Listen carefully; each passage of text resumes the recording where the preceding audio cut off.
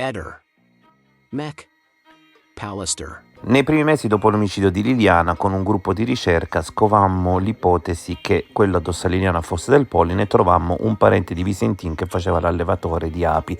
Oggi Claudio Sterpin si sveglia e finalmente scopre questa cosa grazie ai suoi amici di Roma, Pisa e Cagliari. Allora, oltre agli inquirenti che dormono, dobbiamo dire che finora ha dormito anche Claudio Sterpin, perché se avesse seguito bene le cose lo saprebbe già da 2 anni e mezzo. Lei potrebbe, io l'ho detto già dall'inizio, che lei poteva essere stata raffreddata in qualche maniera e mantenuta al fresco, quei 20 giorni famosi, prima di essere esposta, perché sennò si macerava, è chiaro.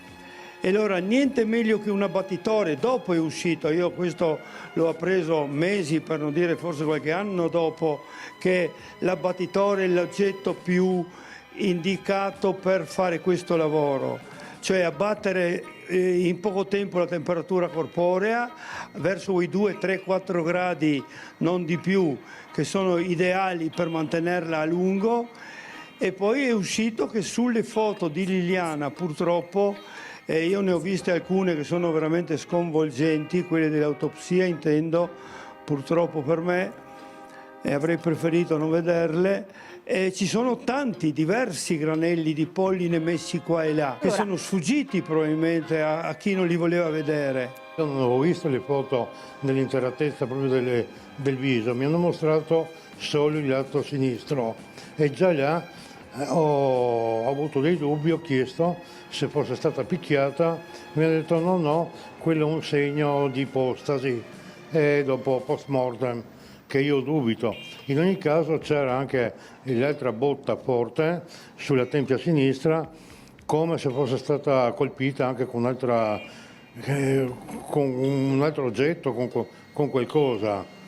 E adesso vediamo cosa diranno appunto con questa autopsia, come ha già anche rilevato l'avvocato Cozza, senza spiegare bene tutto, sono stati trovati altri colpi e che devono essere dopo appunto relazionati. Queste lesioni sarebbero collocate su un fianco, se non addirittura sulla milza. Riferendomi a prima, volevo dire che sul corpo di mia sorella, quando hanno fatto l'autopsia tardi, poi hanno trovato anche delle tracce di ottidrosichinolina, che è una sostanza che viene usata per pulire questi congelatori, abbattitori delle arnie e delle api. Appunto quando devono riusarle usano questa sostanza. Sergio, dove ipotizzi che siano questi apicoltori? Il Carso, sì. Claudio, c'è l'ipotesi che queste formiche non siano provenienti dal boschetto, magari vengono anche queste da Cagliari, Pisa o Roma? Potrebbe essere, io più di tanto non mi sono informato perché mi sono fatto in questi anni 1000 congetture, motivo per il quale una può valere l'altra, per dire. Un'altra che ho saputo da chi l'ha vista, eccolo se vogliamo, lei si teneva strette le mani a chiudere il giubbotto, sì. Era come se in qualche maniera fosse intervenuta anche una morte per ipotermia, ed ecco perché il discorso dell'abbattitore regge. Lei potrebbe essere stata messa nell'abbattitore, ancora non, purtroppo per lei, io mi sono fatto 1000 idee sulla sua morte, purtroppo, poteva essere ancora viva, addirittura, cioè ecco, diventa anche un'omissione di soccorso in questo caso, cioè lei è stata messa in un abbattitore probabilmente creduta morta, ma non completamente ancora così. Le due sue mani stringevano il giubbotto, sono tutte cose che fanno pensare. Le formiche sono uno degli elementi, sono dappertutto in qualche maniera. Secondo me non ce n'era una in boschetto, se l'è portata dietro in qualche maniera. Sì, io l'ho detto ai primi di gennaio del 22. Lei è stata portata là la notte tra il 4 e il 5 gennaio, punto. Non può essere altrimenti. Quel ghiottone di Sebastiano spesso con Liliana andava a mangiare nel ristorante della figlia di chef Giuliano. Sì, sono venuti un paio di volte. L'unica cosa così che posso dire è che forse lui era un po', come dire, tra virgolette dittatore, nel senso che so che per le volte che sono venuti qua a mangiare ordinava sempre lui e la signora non parlava, non diceva niente, no? Quindi Sebastiano ordinava il menù per entrambi. Sì, esattamente, assolutamente sì, per cui rimani anche un po', non dico esterrefatto, ma insomma, cioè, non si tratta di una creatura, di un bambino piccolo che chiaramente il genitore deve decidere cosa ordinare e cosa non ordinare, quindi ti lascia un po' perplesso, no? Non c'era dialogo in tavola. Sappiamo perfettamente quando si va in un ristorante non è che uno è despota che decide per tutti, ognuno insomma sceglie quello che vuole. Quindi Sebastiano ordinava il menù per entrambi. In questo caso sì, decideva lui. Quindi Claudio, tu hai bisogno di Cagliari, Roma e Pisa per scoprire determinate cose, però poi ti arrabbi quando è la procura a dormire. Appunto, cioè, e soprattutto cioè, a me fa specie che vengano fuori 2 anni e mezzo dopo. Cioè questa giustizia italiana non è che è lenta, è un plantigrade, non so cosa dire. Hanno sepolto Liliana con una vertebra rotta, lo sappiamo adesso. Cioè hanno fatto tutte le indagini che loro hanno detto sufficienti ed era 0. Cioè è stato fatto di tutto e di più. Io sono stato tacciato di fare del vaniloquio sul quotidiano locale, sono stato tacciato di questo e dopo, grazie al mio vaniloquio e quello di tanti altri come me, oggi per fortuna siamo qua ancora a parlarne, perché se no questo caso doveva essere chiuso 1 anno e mezzo fa per suicidio, punto e basta, pietra sopra, non è stato fatto niente dalla procura per cercare un indizio, 0, anzi se venivano trovati venivano dimenticati subito. Questo doveva essere un suicidio, punto e basta. Questo è che fa non imbestialire le persone, io sono imbestialito, se si può dire, per questo motivo, negligenza. Io dico intanto che il fatto della temperatura per me è relativo, perché non è che cambi tanto. In quel periodo, quell'anno, l'inverno era particolarmente mite, tra l'altro, e anche questi 4 gradi di differenza non cambia niente, perché dipende anche dalla zona che è stata fatta. La rilevazione del boschetto e dicono via Giulia e basta andare da un'altra parte e possono essere 5, da un'altra 3, non cambia niente questo qua.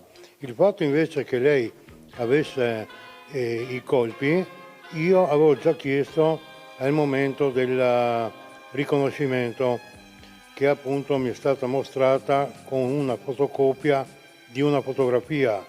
Io pensavo di andare all'obitorio e effettuare là il riconoscimento, cosa che non è stata fatta. Mi hanno mostrato questa fotocopia con la faccia, quel lato del viso sinistro, che non si vedeva niente. C'erano un po' di vasi capillari rotti che sembrava, appunto, io chiedevo se fosse stata picchiata. E mi ha detto no, quelle sono segni post mortem, ipostasi, che io dubito, e non mi hanno mostrato il lato destro. Cosa che io ho visto dopo, quando appunto abbiamo avuto tutti gli atti per chiusura di indagini per suicidio, e là ho visto invece che il viso era tutto bastonato. Adesso anche esce che ci sono altre lesioni. L'autopsia, la prima, di primo acchito hanno detto che c'erano anche delle lesioni, ma non sono rilevanti con la morte. E c'erano tante cose che sono state appunto dette, e invece dopo nell'autopsia, che diciamo che era quella definitiva, dicevano non è rilevante e non hanno più non hanno controllato niente. Questo è.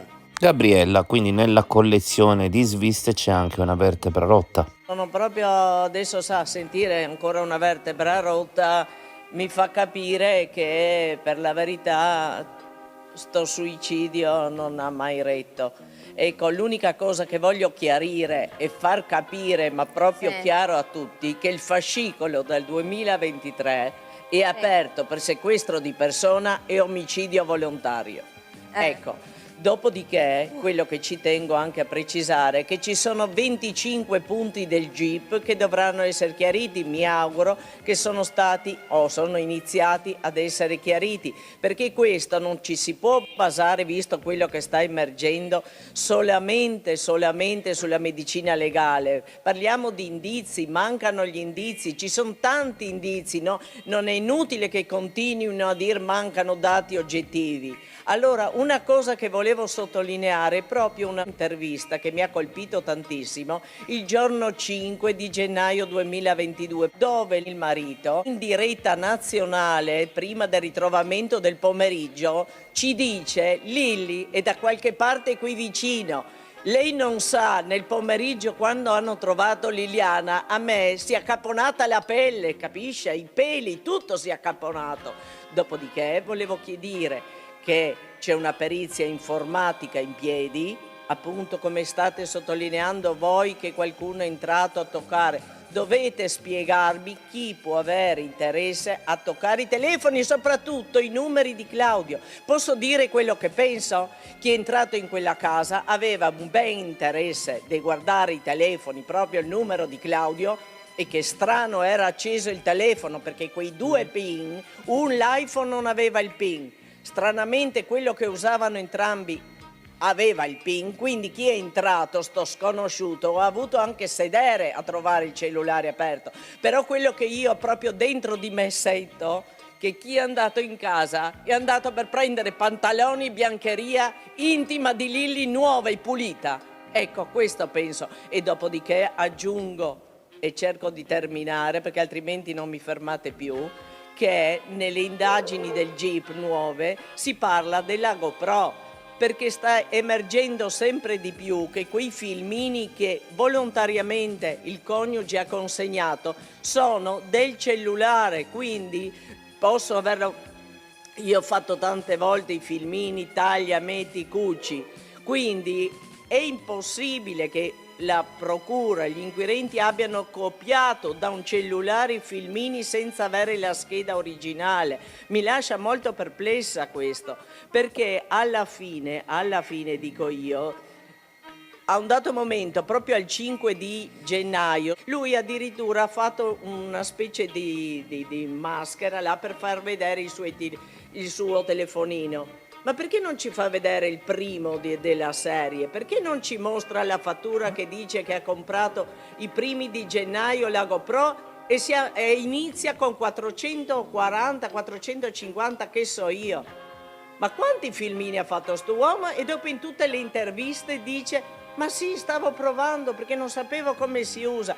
Ma voi capite? È una cosa che non capisco, le fazioni tra marito e parenti. Siamo tutti, parliamo di ricerca della verità di Lilli. Lui disse anche una volta in TV: la verità sta nei telefoni. Bene, perché non ha preso un consulente anche lui per una perizia informatica? Penso che sarebbe stato logico questo. Non capisco perché ultimamente i consulenti del coniuge continuano a ribadire che è un suicidio. Ma cerchiamo la verità? Cosa cerchiamo? Perché dobbiamo creare delle fazioni su una verità? Perché? Non esistono fazioni in questo. Ci deve essere solo una verità. E adesso, se mi state confermando o da parole che escono così involontariamente, c'è la vertebra rotta, non potete confermare ancora che ha sbattuto dappertutto. Lei ha delle lesioni in testa, una sepa che lo stesso operatore della scientifica lo dice, che mi creda è un trauma bello grosso, ha delle formiche stampate. Io non capisco niente di medicina legale, ma mi ha colpito, le dico francamente, quando ho letto l'autopsia che proprio da persona profana, non sono riusciti ad andare dentro con l'ago nel bulbo oculare, e due sono le storie. Se il corpo era tanto fresco, perché non sono riusciti ad andare con l'ago dentro? Altrimenti vuol dire che sta qua aveva l'occhio secco oppure era in un posto freddo. Ha ragione Claudio, vi è stata mantenuta in un posto freddo. Ecco, questo è quello che penso io. Questo è un occultamento di cadavere, successo da qualche parte. E io personalmente penso non lontano da Rione. Ecco, dopodiché il corpo è stato occultato, questo è scontato perché altrimenti abbiamo avuto anche da altre televisioni che gli animali avrebbero comunque attaccato, se non altro al sacco, quelle cose là, ma poi non risultano le impronte sui sacchi, sembra che abbia i moncherini. C'è il nodo lasso che stanno dimostrando e hanno dimostrato che è legato al rovescio, cioè che una persona ha fatto quel nodo, lo capite? Io vorrei capire anche sui lacci delle scarpe, vedere perché ha quel piede così macerato. A un dato momento questi traumi nel viso, mi spieghi una che che va a suicidarsi, ma proprio lo dico, come può avere quei traumi in faccia? Ma perché li dovrebbe poi avere? Non capisco. E non è possibile che sparisce davanti a me. Lei è sparita davanti a me. Punto. Questa è la verità. 1 minuto e 50 di differenza qualcuno la raccoglie, perché se lei quel giorno proseguiva per andare avanti alla Wind, io con il mio passo che abbiamo fatto lo stesso, avremmo dovuto fare lo stesso percorso, la raggiungevo perché si vede che marcio praticamente invece che camminare. Quindi l'avrei raggiunta. Io quel giorno, se solo avessi potuto raggiungerla, almeno quel giorno non sarebbe morta, lo capite questo? Ecco.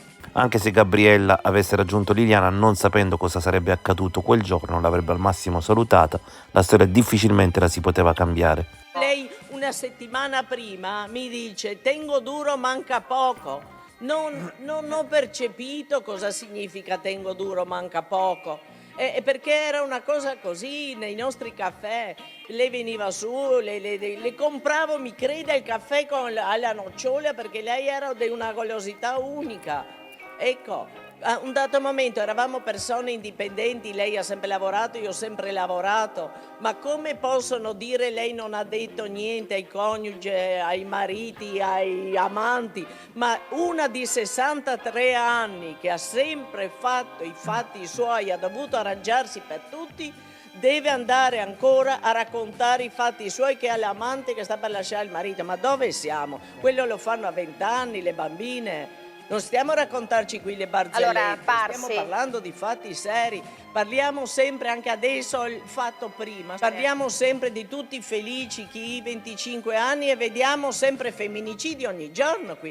Tutti, anche il servizio vostro prima, erano felici. E dopo vediamo in bara, le vediamo in bara, anzi quando anche in bara non le abbiamo vista più, perché anche quello non è rimasto più niente, perché secondo me il coniuge dovrebbe mostrare la fattura ai familiari del funerale, perché anche lui dovrebbe rivoltarsi a questo, perché mettere in una bara praticamente di cartone, di quelli che si usano per la cremazione, non era previsto, perché la procura ha detto non deve essere cremata. Quindi andava in una bara adeguata, e le dirò di più, io se fossi stato il marito, non vedere che c'è dentro il telo, il raso, quello che si mette in addobbo a una bara, il tuo amato, un cuscino, e vedo che sta ancora nel sacco salma, qualcuno dovrà pagare per questo? Io credo di sì, e anche il marito deve farsi avanti per questo, perché era sua moglie, Cristo, era sua moglie. Ehi, non dimenticare di iscriverti a questo canale.